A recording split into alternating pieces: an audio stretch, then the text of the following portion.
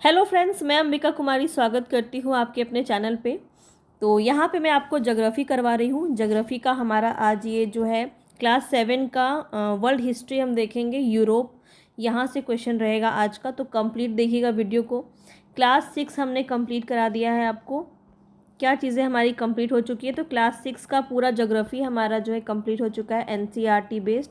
और बुक आप बार बार पूछते हैं तो मैं आपको बता दे रही हूँ, दृष्टि द विज़न की बुक है। मैं आपको रोज़ ही दिखा देती हूँ कि देखिए आपकी जो है एक ऑथेंटिक बुक से आपकी तैयारी करवाई जा रही है। तो आप बिल्कुल निश्चिंत होकर इसको देख सकते हैं, इसकी तैयारी कर सकते हैं, आप खुद भी इसको ख़रीद सकते हैं।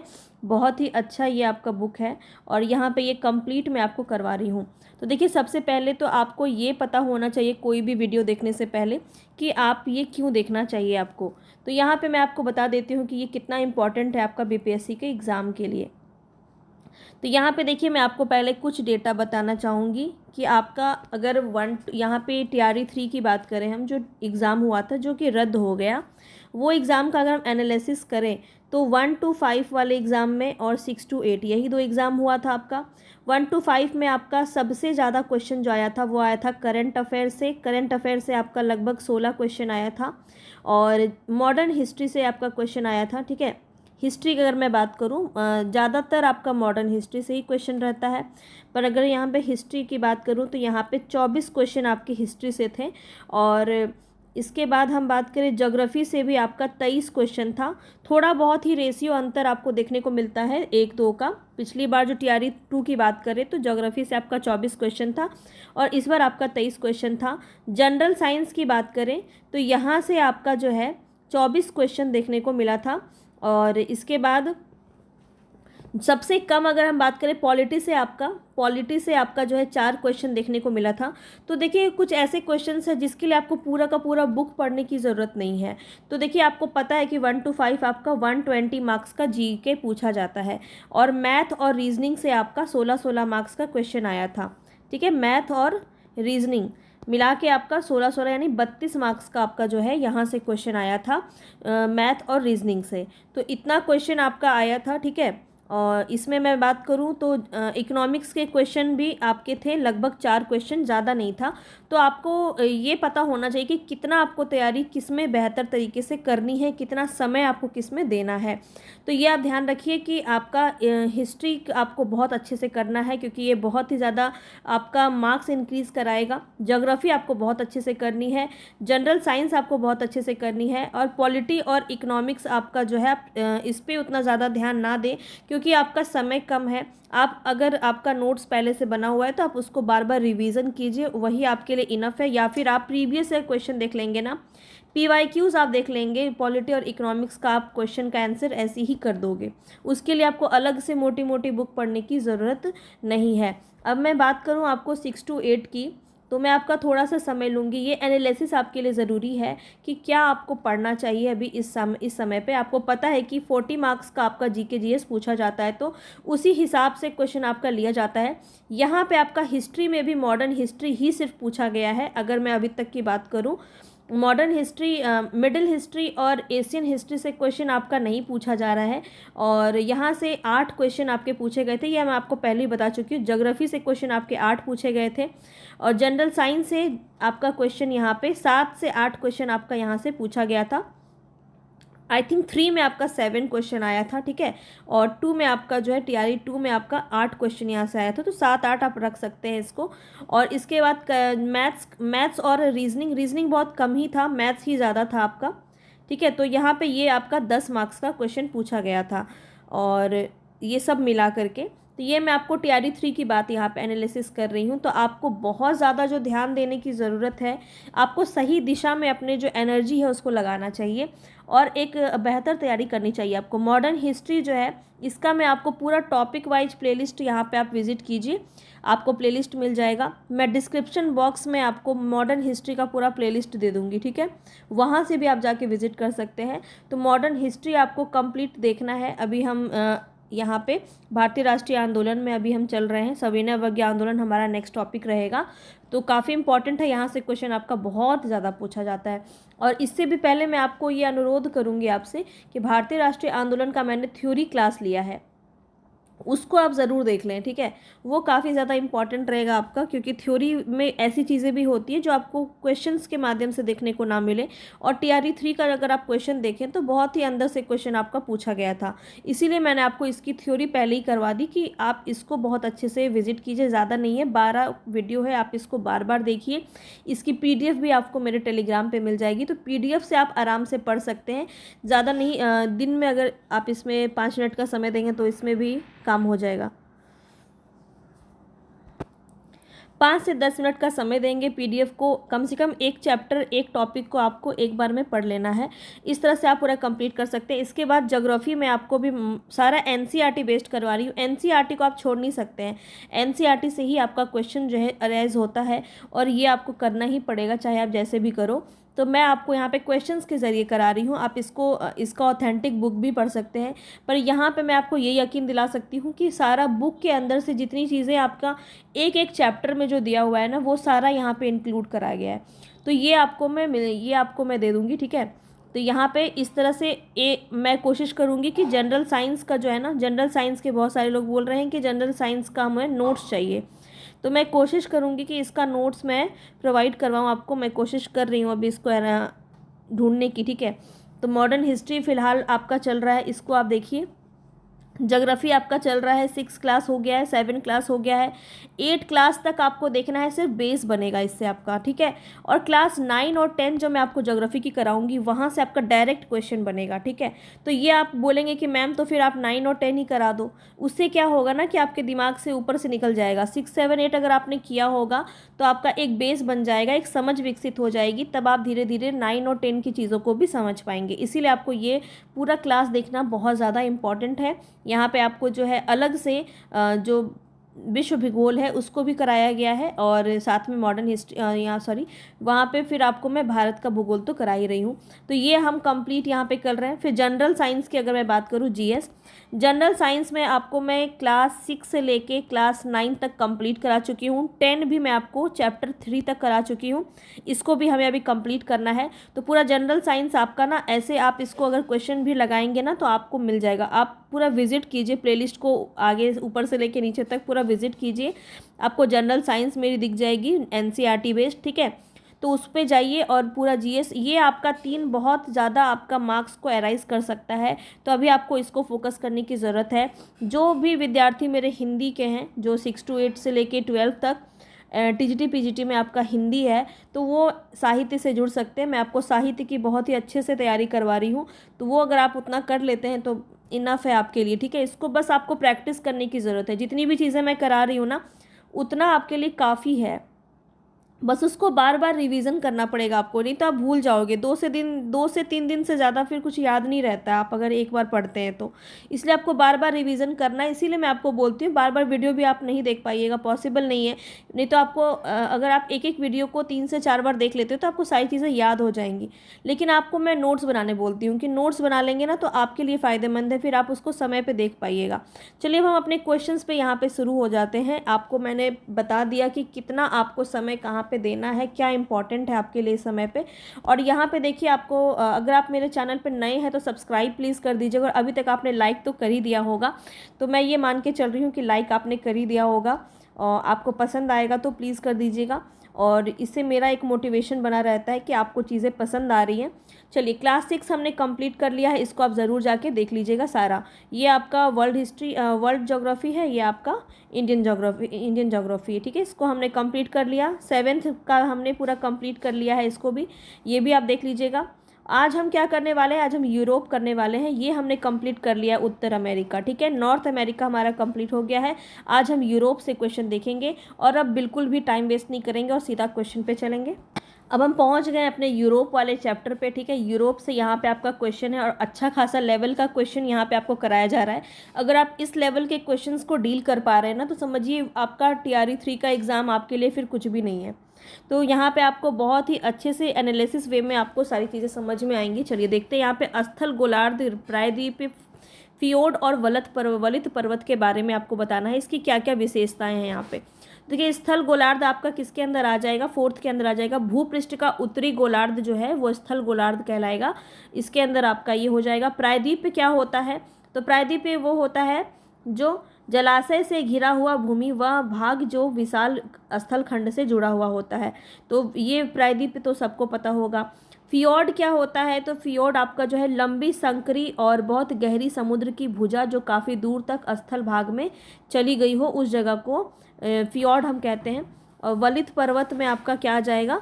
भूपर्पटी के नीचे आंतरिक हलचलों के कारण दोनों ओर से दबाव पड़ने से जो निर्मित वलित पर्वत होता है, ये जो आपका एक प्लेट है, यहाँ पे आपका एक प्लेट है, ये धीरे धीरे दबाव के कारण खिसकती जाती है और धीरे धीरे ये जो है इस तरह से पर्वत का निर्माण करती है।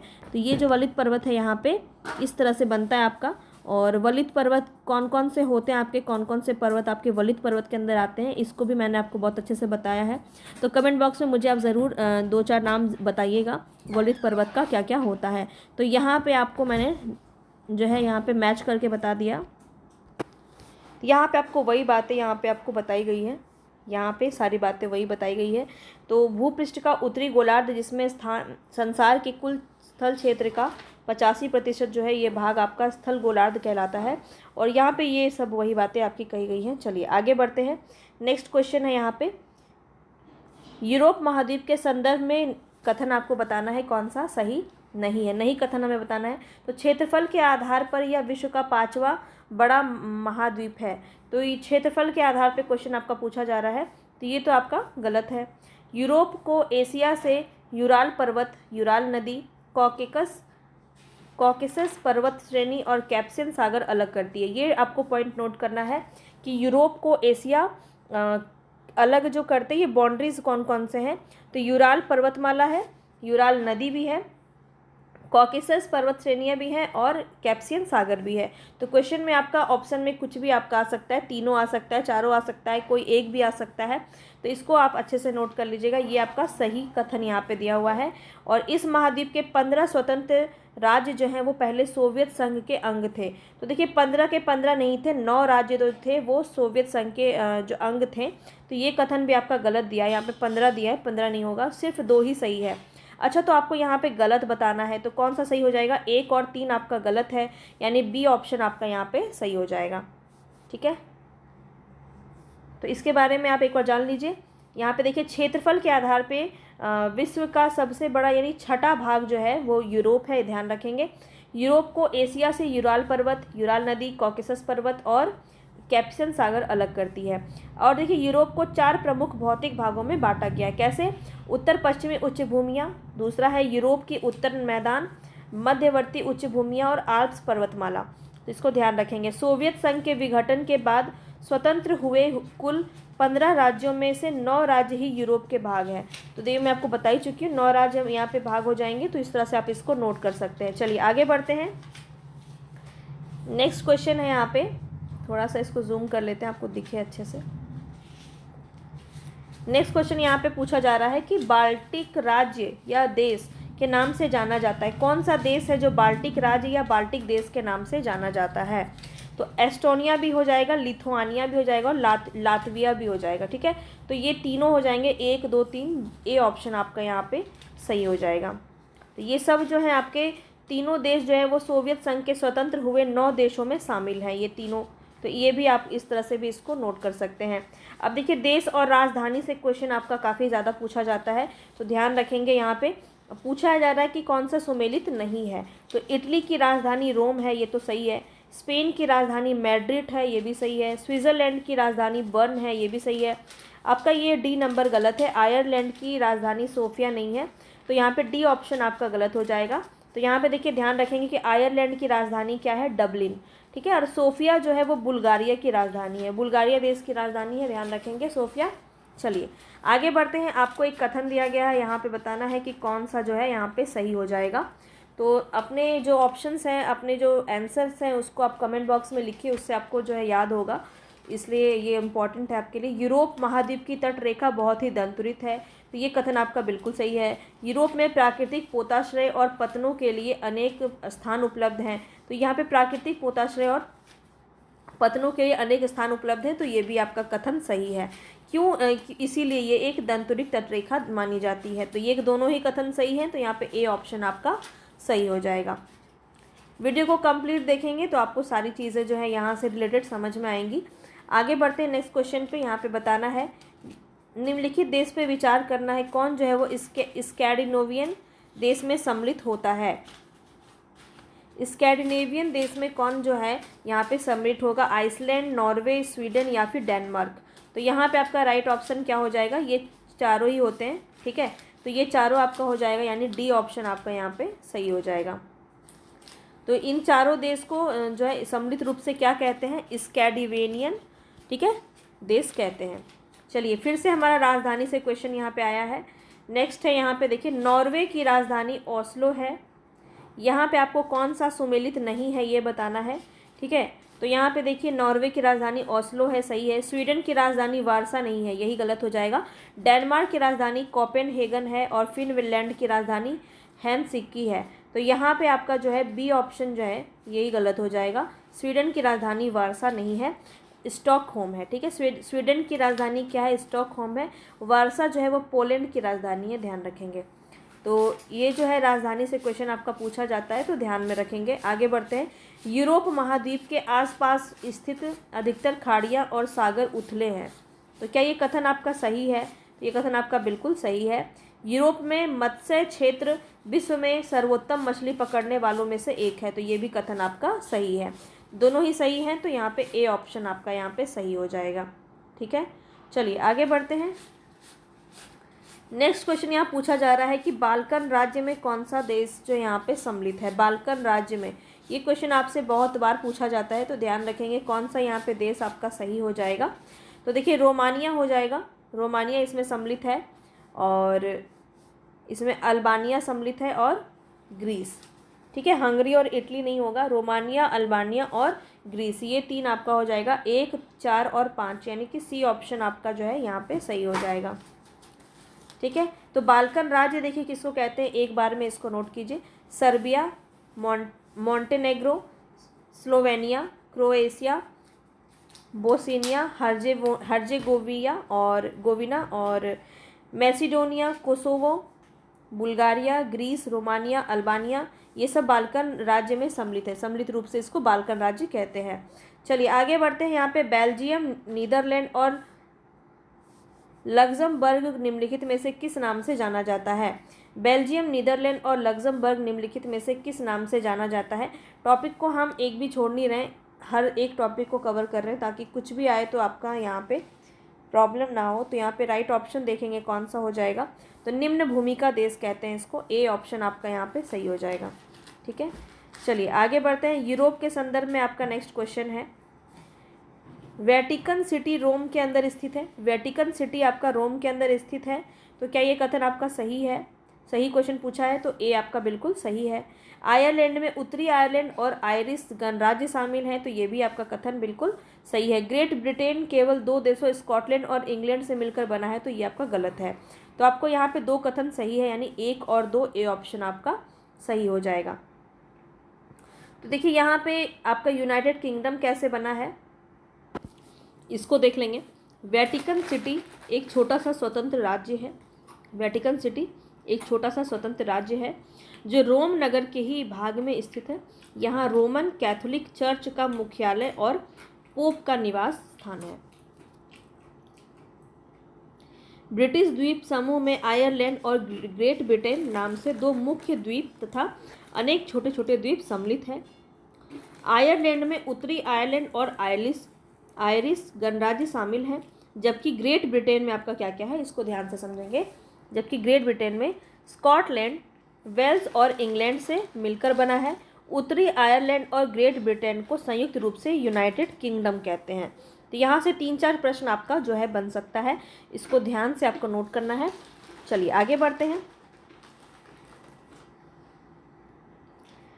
नेक्स्ट क्वेश्चन है, यूरोप की फिन स्कॉन्डिनेवियन शील्ड के संदर्भ में यहाँ पे कौन सा कथन आपका सही है। वीडियो को एक बार देखेंगे तो आपको समझ में नहीं है, क्योंकि नई चीज़ें हैं, तो इसको आपको 1-2 बार देखना पड़ेगा, तभी आपको चीज़ें समझ में आएंगी। तो यहाँ पे देखिए आपको कुछ कथन दिए गए हैं। यह यूरोप के उत्तर पश्चिमी उच्च भूमियों के उत्तर में स्थित है। इस क्षेत्र में अवसादी चट्टानों से संबंधित जीवाश्म ईंधन जैसे कोयला, पेट्रोलियम और प्राकृतिक गैस के वृहद भंडार हैं। तो क्या ये दोनों ही कथन आपके सही हैं? सही कथन यहाँ पे बताना है। और यहाँ पे सिर्फ एक ही कथन आपका सही है कि यह यूरोप के उत्तर पश्चिमी उच्च भूमियों के उत्तर में स्थित है। कौन? यूरोप की फेनस्कोडिवेयन सील्ड। ठीक है, तो यहाँ पे ए ऑप्शन आपका सही हो जाएगा।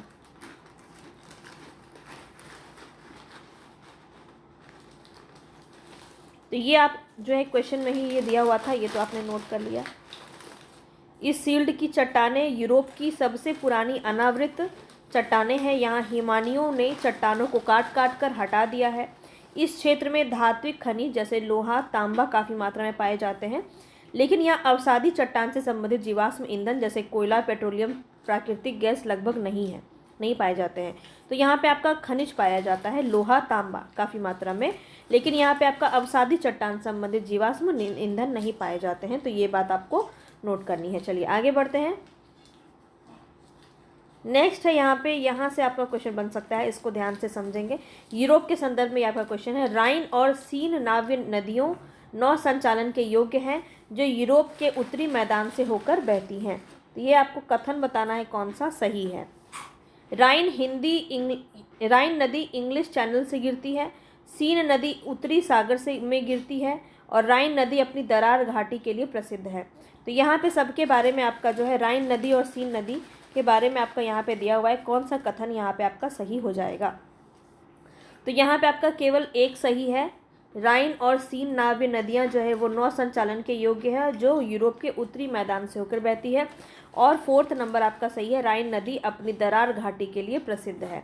तो यहाँ पे जो है ना, यहाँ पे थोड़ा सा गड़बड़ कर दिया है, उल्टा कर दिया है। तो 1 और 4 यहाँ पे सी ऑप्शन आपका सही हो जाएगा। ठीक है, तो ये तो आपने क्वेश्चन में ही देख लिया। अब देखिए, राइन नदी उत्तरी सागर में जबकि सीन नदी इंग्लिश चैनल में गिरती है। ये दोनों देखिए उल्टा कर दिया था कथन में। और राइन नदी अपनी दरार घाटी के लिए प्रसिद्ध है, ये कथन तो आपका सही है। और देखिए वहाँ से जो महत्वपूर्ण नदियाँ हैं वो कौन सी है, तो डैन्यूब है, नीपर, डॉन और वोल्गा। वोल्गा आपने पढ़ा ही होगा इसके बारे में। डैन्यूब, नीपर, डॉन और गंगा ये सभी जो है यूरोप की महत्वपूर्ण नदियाँ हैं, ध्यान रखेंगे। चलिए आगे बढ़ते हैं नेक्स्ट क्वेश्चन पे। यूरोप की मध्यवर्ती उच्च भूमियों के संदर्भ में निम्नलिखित युग्मों में से कौन सा युग्म आपका सुमेलित है। स्पेन और पुर्तगाल, फ्रांस और जर्मनी, यहाँ से कौन कौन सा आपका जो है पर्वत सुमेलित होगा। तो सुमेलित हमें बताना है कौन सा है। यहाँ पे आपका जो है स्पेन, पुर्तगाल, मेसेटा आपका, ये आपका सही हो जाएगा। तो केवल एक ही सही है, तो ए ऑप्शन आपका यहाँ पे सही हो जाएगा। यूरोप की मध्यवर्ती उच्च भूमियों में स्पेन और पुर्तगाल के मेसेटा, फ्रांस का मध्यवर्ती मैसिफ और जुरा पर्वत, जर्मनी का ब्लैक फॉरेस्ट और चेक तथा स्लोवाक की कम ऊंचाई वाली पर्वत श्रेणियां सम्मिलित है इसमें। माउंट ब्लॉक निम्नलिखित में से किस पर्वत की चोटी है बताना है। माउंट ब्लॉक ये आपका किस पर्वत चोटी में आएगा, तो आल्प्स पर्वत के अंदर आएगा। इंपॉर्टेंट है, इसको नोट करेंगे। आगे बढ़ते हैं। नेक्स्ट क्वेश्चन है यहाँ पे आपका, आल्प्स पर्वतमाला के संदर्भ में कौन सा कथन यहाँ पे आपका सही है। ये क्वेश्चन आपका पूछा भी गया है, इसको ध्यान में रखेंगे। आल्प्स पर्वतमाला जो है ये युवा मोड़दार वलित पर्वत है, तो ये आपका बिल्कुल सही है। इसका निर्माण एटलस और रॉकी पर्वतों के निर्माण काल में हुआ, ये भी सही है। इस श्रृंखला का विस्तार एशिया में भी है, तो ये भी सही है। तीनों ही आपका सही है, तो डी ऑप्शन सही हो जाएगा। आगे बढ़ते हैं नेक्स्ट क्वेश्चन पे। यहाँ पे बताना आपको कॉकेसस पर्वत की सबसे ऊंची चोटी कौन सी है। निम्नलिखित में से कॉकेसस पर्वत की सबसे ऊंची चोटी बताना है कौन सी है। माउंट एब्रूस, माउंट एवरेस्ट, राकापोसी या इनमें से कोई नहीं। तो यहाँ पे आपका राइट ऑप्शन हो जाएगा माउंट एब्रूस। ठीक है, ए ऑप्शन आपका यहाँ पे सही हो जाएगा। ये यूरोप की सबसे ऊंची चोटी है, ध्यान रखेंगे। 5642 मीटर की ये ऊंचाई है। और आगे देखते हैं यहाँ पे आपको देश और राजधानी से संबंधित फिर से आपका प्रश्न है यहाँ पे। तो सर्बिया है, सर्बिया बताएंगे। सर्बिया यहाँ पे किसकी सर्बिया की राजधानी कौन सी होगी, तो यहाँ पे बेलग्रेड हो जाएगा। बोस्निया या हर्जेगोविया ये जो है आपका किसके अंदर आएगा, तो ये आपका लजू बलजाना के अंदर आ जाएगा। स्लोवेनिया जो है, स्लोवेनिया किसके अंदर आएगा, स्लोवेनिया आपका जंग्रेब के अंदर आ जाएगा। और क्रोएशिया जो है वो साराजेवो तो ये इसको आप ऐसे ही बस नोट कर लीजिएगा। आगे चलते हैं, फिर से आपका देश और राजधानी से संबंधित है। रोमानिया का बताना है।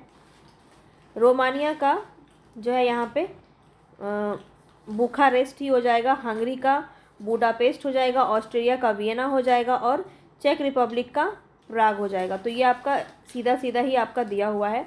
इसी तरह आपका मिलान हो जाएगा 1 2 3 4। ए का 1 हो जाएगा, बी का 2, सी का 3 और डी का 4। चलिए आगे बढ़ते हैं।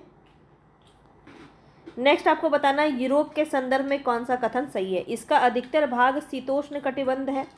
ऐसे क्वेश्चन बहुत ज़्यादा पूछे जा सकते हैं। इसका अधिकतर भाग शीतोष्ण कटिबंध है, तो बिल्कुल सही है। इसका विस्तार पछुआ पवनों की पेटी में है, ये भी सही है। यूरोप के किसी पर्वत का विस्तार उत्तर से दक्षिण की ओर नहीं है, तो उत्तर से दक्षिण की ओर नहीं है, ये भी कथन आपका सही है।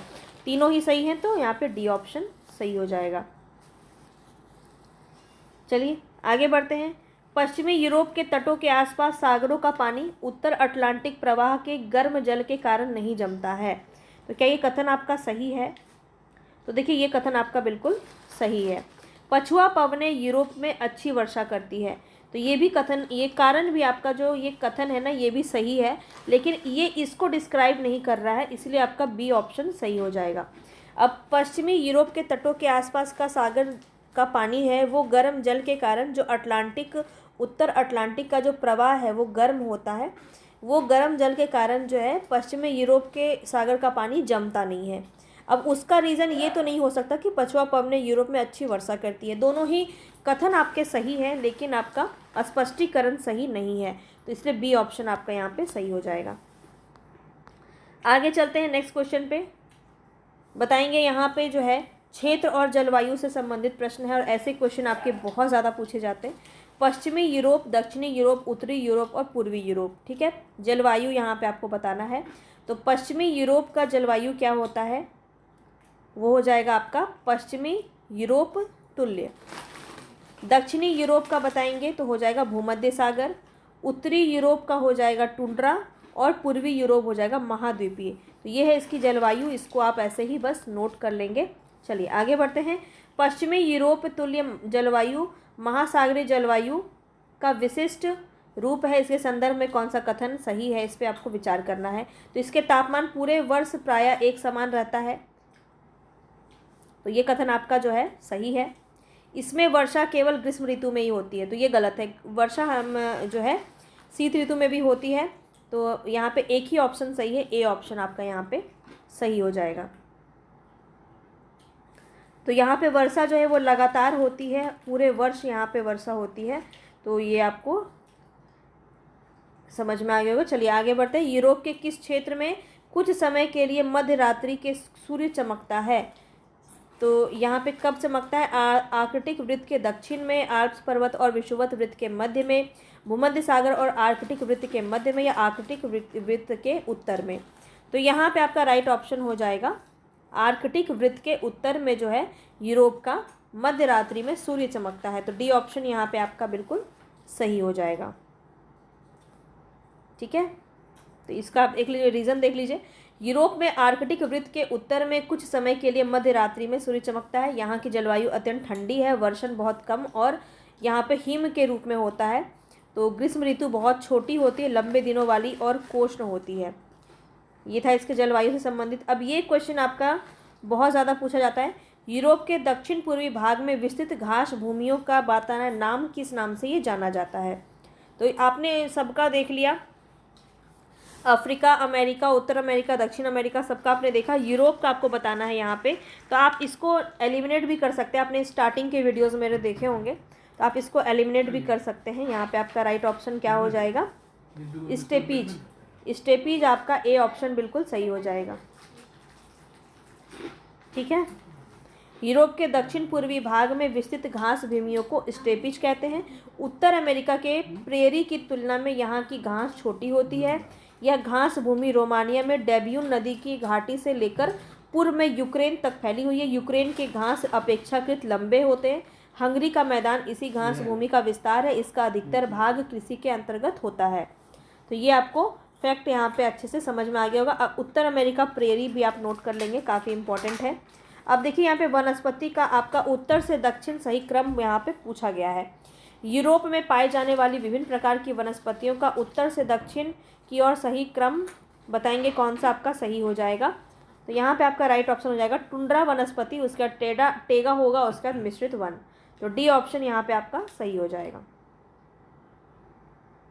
तो यहाँ पे आप इसका वनस्पति भी एक बार ध्यान से देख लीजिए। यूरोप में आर्कटिक वृत्त के उत्तर में टुंड्रा वनस्पति, लाइकेन, काई और बोने पेड़ पाए जाते हैं। टुंड्रा के दक्षिण में टेगा वन पाया जाता है। शंकुधारी चीड़, स्प्रूस और देवदार उगते हैं जो मुलायम लकड़ी के स्रोत है। तो ये क्वेश्चन भी आपका ऐसे पूछा गया है।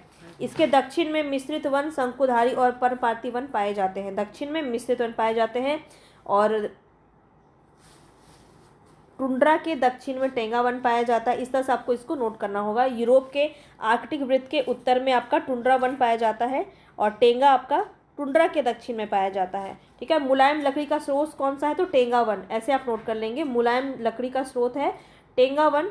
ठीक है, जो शंकुधारी चीड़ होते हैं, स्प्रूस और देवदार होते हैं, ये सब लकड़ी मुलायम होते हैं। ठीक है, चलिए आगे बढ़ते हैं। कृषि के संदर्भ में निम्नलिखित में से कौन सा युग्म आपका सही है, मिश्रित कृषि और गहन कृषि। ये क्वेश्चन आपका बहुत ज़्यादा पूछा गया है, पीपीएससी में भी आपका 2-3 बार क्वेश्चन आ गया यहाँ से। तो यहाँ पे देखिए ध्यान रखेंगे कि मिश्रित कृषि एक ही फॉर्म पर फसलों की खेती के लिए साथ साथ पशुपालन, आपका मिश्रित कृषि होता है, बिल्कुल सही है। और गहन कृषि क्या होता है, भूमि के प्रति इकाई में मानव श्रम का अधिकाधिक प्रयोग, आपका गहन कृषि के अंदर आता है। तो दोनों ही सही हैं, तो सी ऑप्शन आपका यहाँ पे सही हो जाएगा।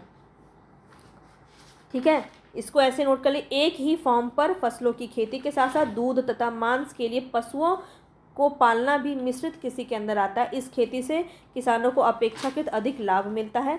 खेती का वह ढंग जिसमें भूमि की प्रति इकाई में मानव श्रम का अधिकाधिक प्रयोग होता है, उसे हम गहन कृषि कहते हैं। तो ये दोनों ही आपको पॉइंट समझ में आ गया होगा। नेक्स्ट हमारा क्वेश्चन है, निम्नलिखित में से कौन सा युग्म यहाँ पे आपका सही है। डाइक पोल्डर के बारे में यहाँ पे आपका प्रश्न है। डाइक क्या है, तटबंध बनाकर समुद्र से प्राप्त की गई भूमि है। और पोडलर क्या है, समुद्र से स्थल की रक्षा के लिए समुद्र के तट के साथ बने गए बांध हैं। तो ये दोनों ही गलत है, क्योंकि ये दोनों एक दूसरे का अपोजिट है। पोडलर क्या है, तटबंध बनाकर समुद्र से प्राप्त की गई भूमि। और डाइक क्या है, समुद्र से स्थल की रक्षा के लिए समुद्र तट के साथ बने गए बड़े बड़े बांध जो है वो डाइक कहलाते हैं। तो ये एक दूसरे में आपका अपोजिट हो गया है यहाँ पे। तो दोनों ही गलत हैं यहाँ पे, ना तो एक होगा ना तो दो सही। डी ऑप्शन सही हो जाएगा। ठीक है, यहाँ पे भी आप देख सकते हैं। नेक्स्ट क्वेश्चन है यहाँ पे, नीदरलैंड की कृषि के संदर्भ में कौन सा युग्म आपका सही है। इसने कृषि के लिए समुद्र से भूमि के विशाल क्षेत्र निकाले। यहाँ कृषि के लिए डाइक और पोडलर महत्वपूर्ण है। नीदरलैंड की कृषि से संबंधित ये प्रश्न है आपका, और यहाँ पे आपका दोनों ही कथन सही है। तो यहाँ पे सी ऑप्शन आपका सही हो जाएगा। ठीक है, इसका आप स्क्रीनशॉट ले लीजिए, इसको आराम से पढ़िए। और आज का हम अंतिम क्वेश्चन देखते हैं, 30 नंबर क्वेश्चन। यूरोप के संदर्भ में निम्नलिखित में से कौन सा कथन सही है। ये आपका काफ़ी इंपॉर्टेंट है। यहाँ की जलवायु गेहूं के फसल के लिए प्रतिकूल है। प्रतिकूल बोला जा रहा है, तो ध्यान रखेंगे, तो प्रतिकूल नहीं होता है, अनुकूल होता है। यूरोप की जो जलवायु है वो गेहूं की फसल के लिए अनुकूल होती है। यहाँ चीनी बनाने का मुख्य स्रोत चुकंदर है। चुकंदर से यहाँ पे चीनी बनाया जाता है। क्या ये कथन आपका सही है? बिल्कुल। फलों के बाग विशेष रूप से भूमध्य सागरीय प्रदेशों में पाए जाते हैं। तो ये भी आपका सही है, दोनों सही है, 2 और 3, यानी बी ऑप्शन यहाँ पे आपका सही हो जाएगा। और गेहूं भी आपका सही हो जाएगा यहाँ पे। ठीक है, तो चुकंदर और आलू यूरोप की कंद वाली 2 प्रमुख फसलें हैं। ये फसलें यहाँ मध्यवर्ती और पूर्वी मैदानों में पैदा की जाती है। चुकंदर यहाँ चीनी बनाने का एक मुख्य स्रोत है। देखिए आपका और भी यहाँ पे क्वेश्चन है, पशुपालन से यहाँ पे क्वेश्चन है जो कि काफ़ी ज़्यादा पूछा जाता है। देख सकते हैं आप, कृषि से आधारित यहाँ क्वेश्चन है, कृषि उद्योग, ठीक है, और खनिज संसाधन जो कि बहुत इंपॉर्टेंट रोल निभाएगा आपके एग्जाम में, पूछा जा सकता है यहाँ से। तो ये सब हम आपका कल करेंगे, क्योंकि क्वेश्चंस थोड़ा ज़्यादा हैं और समय ज़्यादा लग जाएगा, फिर आप ही लोग नहीं देखते हैं। तो इसीलिए मैं आपको ये सारे कल करवाऊँगी। बहुत ही इंपॉर्टेंट रहेगा कल का सेशन, तो ज़रूर देखिएगा। और यहाँ तक आपको कितना आपके क्वेश्चन सही हो पा रहे हैं ये मुझे ज़रूर बताइएगा। मिलेंगे नेक्स्ट वीडियो में, तब तक के लिए धन्यवाद।